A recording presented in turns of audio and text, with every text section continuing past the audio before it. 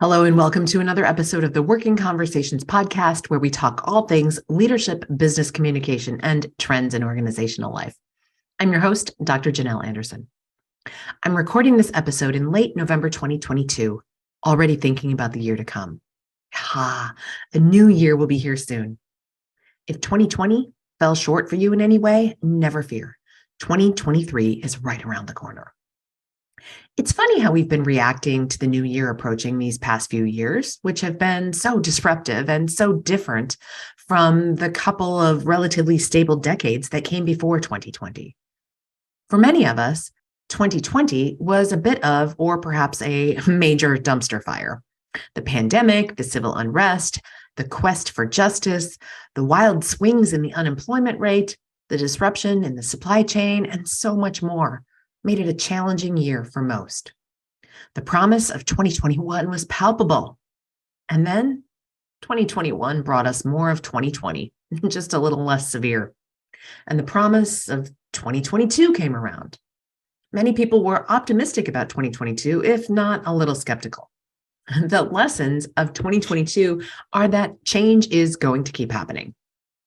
We need to be more adept at responding to and handling change. And by and large, we're getting there. When I think about the most popular programs I delivered to my corporate training clients and my keynote speaking clients this past year, they were about the personal effects of change. They were about being resilient in the face of change. They were about rebuilding relationships in a disconnected world. That organizations and associations are hungering for this content means that we're aware of these shifts in life skills, that our workplace and our whole lives need these skills. A few memorable moments from my work during the past year include teaching police officers about having a growth mindset, bringing the work of self-coaching into more organizations that I can count to make people more resilient, and doubling down on rebuilding interpersonal relationships and leading teams in fields like energy, technology, and forestry and agriculture, fields where people are quite often working on premises across multiple locations, but not necessarily all together all the time. As we look to 2023, I believe we will see more of that resilience building, more of that relationship rebuilding, and more of the interpersonal skills needed to effectively function together, regardless of whether we're geographically together or not. So these are my prognostications and musings as the year begins to wind down. I'm a firm believer that it's never too early to start positively anticipating and actively planning the year to come. So in this episode, I'm going to share my planning process for the coming year with you.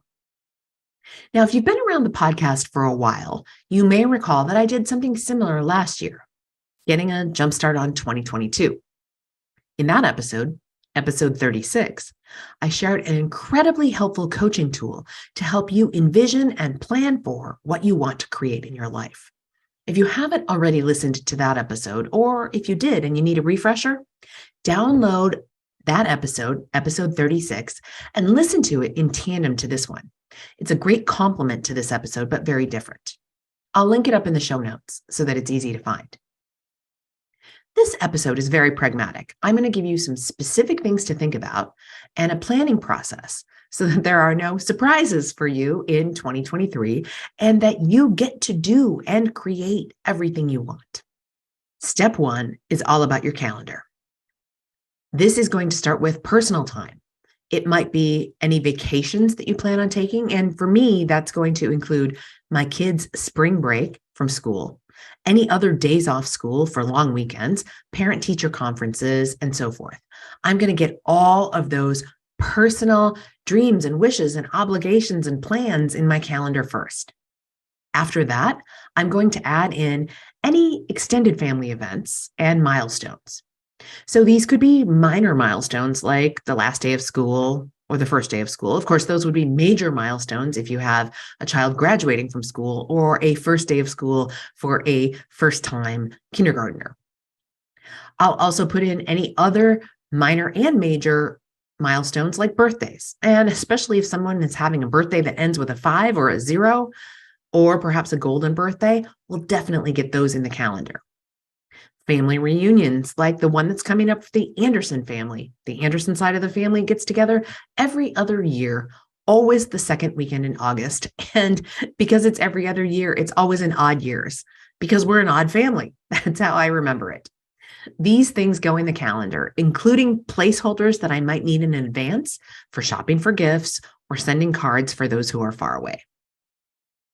Next come my professional development events. There are a couple of conferences that I go to every year for my own education. Now, whether I go or not, the dates are going to be in the calendar so that I don't accidentally sign a contract for a keynote speech during one of them, especially in the case when a different date could be negotiated. And if a different date can't be negotiated and I choose to accept the speaking engagement, I'm doing so with eyes wide open and with intentional choice. That way, there's less likely to be surprises or disappointment when I see that I can't also attend something else that I do enjoy because I'm working that day. Next come wants of any sort. My kids' sleepaway camp is a good example. The dates are already published by the camp, even though registration hasn't started. So those dates will go immediately into my calendar so that I know which kid is at which camp so we can schedule around it for family trips, weekends away, and the like. I might also schedule some personal downtime for myself when I know my kids are at sleepaway camp. Or if both kids happen to be at sleepaway camp together, then maybe there's a quick getaway for my spouse and I. Anything else like kids' band concerts or choir concerts, if I know the dates, those are going in the calendar. Any anticipated sporting events or other things of the kids that I want to attend, those are going in the calendar. Again, if I have the dates. If I have plans for a girlfriend's getaway weekend or personal time retreat or a getaway with my spouse or whatever I'm wanting, I'm going to pencil those into the calendar too. The specific dates and locations might change, but at least I have a placeholder for these things in my calendar. When I start with this step, I feel confident that my priorities are straight. I'm essentially starting with myself and my family and making sure that there is room for us in the coming year. For making memories, for showing up for important events that are meaningful, and for being present with one another. Next up is the creation phase. Once I have everything in the calendar, it's time for step 2, creating. All of my important and personal and family events and constraints are in the calendar, so it is time to dream. What do I want to create in my business in the coming year? If you're an entrepreneur like me, this is the time to dream and scheme and envision wild success in your business.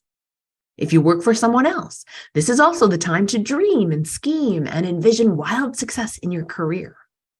What opportunities do you want to be ready for in the coming year? What are you ready to take on next? Is it more responsibility? Perhaps a promotion or maybe different responsibilities? Is it time to take a lateral shift? Or perhaps move to a different organization altogether. And some of you might be thinking of a career change with much greater magnitude, stepping away from your recent career path and stepping toward a dream you've let languish. This dreaming and scheming also extends into your personal life, your hobbies, and your home world. Is 2023 the year that you purchase a new car? Remodel your kitchen? Do you take up a new hobby because you're now an empty nester? To create a health and fitness goal, like enrolling in a yoga class or finding a pool to swim at during the winter months. Now, let me wax philosophical about the nature of goals at this point. So often we go into the new year with unrealistic goals, and we often call them New Year's resolutions.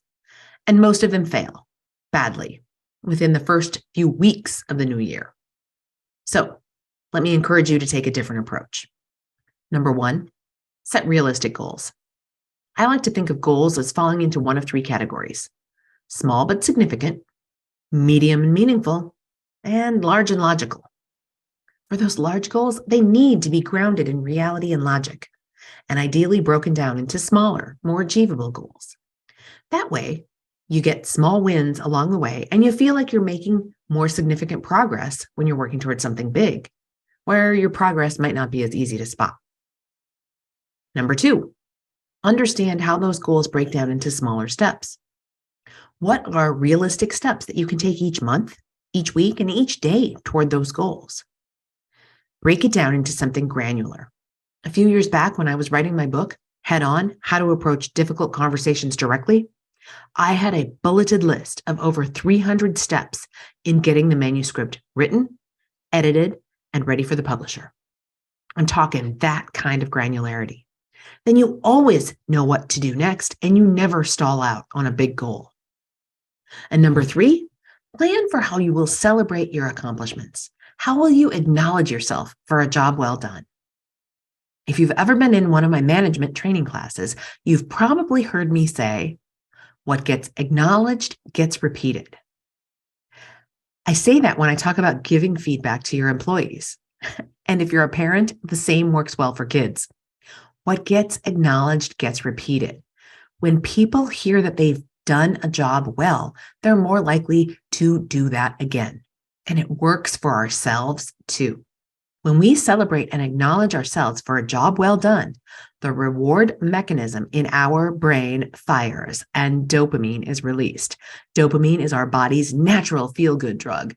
And that deeply reinforces that this behavior is one that we want to do again so that we can get that dopamine hit again soon. What gets acknowledged gets repeated. So dream and scheme for sure, but then bring it back to reality and set goals that are meaningful and achievable for the coming year. Break them down into step-by-step processes for you to follow, and then do the steps and be ready to celebrate your achievements.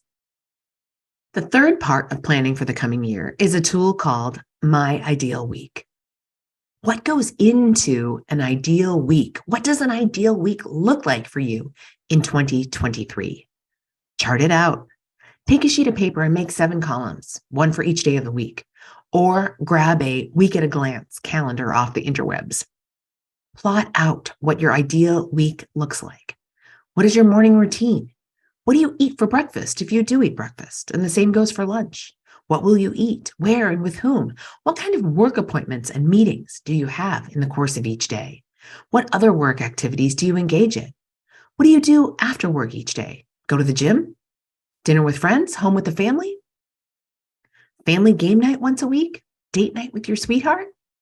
Put it all into your ideal week. And don't forget to chart out your ideal weekend too. Are you on a quick ski getaway?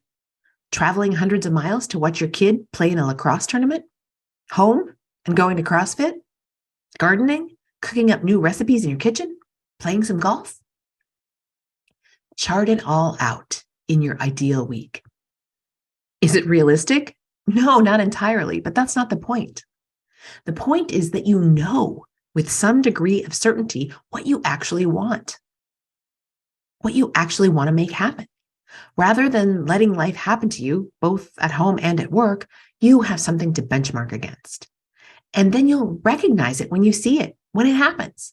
So let's say your ideal breakfast is steel-cut oatmeal with fresh blueberries that you picked yourself. When that happens, your brain will say, hey, we're doing this. We're making part of our ideal week happen. And then you probably know what will happen next. The reward center of the brain lights up and floods you with dopamine. And then you're wondering what else you can do to make something happen in your ideal week. Here are a few details from my ideal week in case you need some inspiration or to let you see what this looks like. Monday and Tuesday are work from home days. Monday, I'm creating and planning, recording a podcast, writing new material for a speech, checking in with my team, making sure the details for the coming events this week have all been attended to, and then there are not any last minute changes to my schedule, or if there are, that I'm aware of them. After school, I catch my daughter's swim meet and I have dinner with my family. On Tuesday, I'm delivering a training program for a client via Zoom. Yes, I have clients who will continue to stick with distance delivery of training, largely because it's less expensive and more convenient for their attendees, people attending from a wide geographic location who don't have to travel. I drive my son to baseball practice in the evening, and I catch up with a friend while he's at practice. Wednesday is a travel day. I may be traveling to the East Coast or the West Coast, to a client site, or to a conference to speak. That evening, when I arrive, I have dinner with a friend who lives in the city I'm visiting, and depending on who the client is, I might have invited them to watch me speak the next day. Thursday, I give that keynote speech and attend a dinner or networking reception with the client. If I've arranged additional consulting work or personal business in that city or region, I'll stay on until Friday for that work. Otherwise, I'll fly home late Thursday or early Friday, depending on Thursday's client engagement timeline. Friday, if I'm home, I'll engage in any back office work that needs to be done, signing contracts, preparing for the following week's events, and so forth. I'll shut down my work week mid-afternoon on Friday, feeling satisfied that the work got done to the best of my ability, that I brought tremendous value to my clients, and that I fulfilled on my promise to make work life better for my clients and their employees through my contribution. On Friday night, I'll alternate between time with my family on some weeks and date night with my sweetheart on other weeks. On Saturday, I'll do a yoga class in the morning and enjoy coffee with a friend afterward. Then I'll spend the afternoon watching my son's baseball game. In the evening, I'll make us something delicious on the grill for dinner, and my family and I will go for a twilight swim together just after the sun sets. I'll also squeeze in a call with my oldest son, who doesn't live nearby, at some point during the weekend. Hopefully, my example gives you the flavor of an ideal week. I didn't go into all the detail here that my actual ideal week has, but I wanted you to get a sense of it. It's a really fun and inspiring exercise to do, especially this time of year, as we look forward to what the new year will bring. Again, I want to encourage you to listen or re-listen to episode 36, Getting a Jumpstart on 2020, to get a model for how to position yourself for success for what you want to have in your life in the coming year. It's a great supplement and complement to this episode. As a quick recap, here are your steps for getting a jumpstart on 2023. Number 1, put anything that you know for certain or want in your calendar. Spring break, family vacation, grandpa's 75th birthday, and the like. Number 2, dream and scheme and create goals for the coming year. Remember, realistic goals. No New Year's resolutions allowed. Break the goals down into tiny, easy, doable steps. Number 3, plan your ideal week, including taking steps toward your goals and celebrating your achievements as they unfold. As the November wind whips and the snow flies today outside my window, I will be taking these steps on myself so that I can create the most amazing 2023 for myself possible. I wish the same for you, my dear listeners. Until next time, be well.